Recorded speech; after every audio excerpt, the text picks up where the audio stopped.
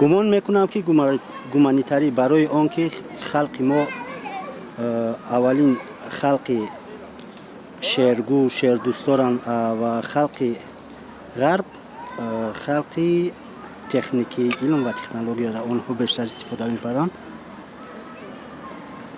برای من گومانیتری من بیشتر با فن جغرافیا. در عموم فن‌های دقیق نظم می‌بینید یا فن‌های گومانیتری؟ بیشتر فن‌های دقیق رو از آن جمله فیزیکا، الگبرا، بیولوژیا و جغرافیا. با آن خاطر که این فن‌ها بسیار شوق‌آور هم است، جای‌های عجیب هم دارد و برای یک فهمیدن هر یک مسئله این ما باید بیشتر وقت خود را با فکر گذرانیم. توجه شما بیشتر به کدام گروه فن‌ها است؟ گومانیتری و یا دقیق؟ توجه ما بیشتر به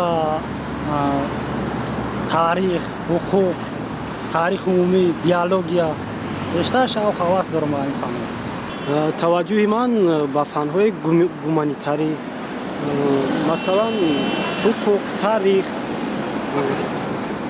به خاطر که یگان کس میخواهم که حقوق‌های خود را دانم، یگان کس حقوق‌های من را پایمال نکنم. به همین خاطر توجه من از نظر من با فن‌های دقیق مثلا شیمیا و بیولوژیا آن بیشتر معقول است.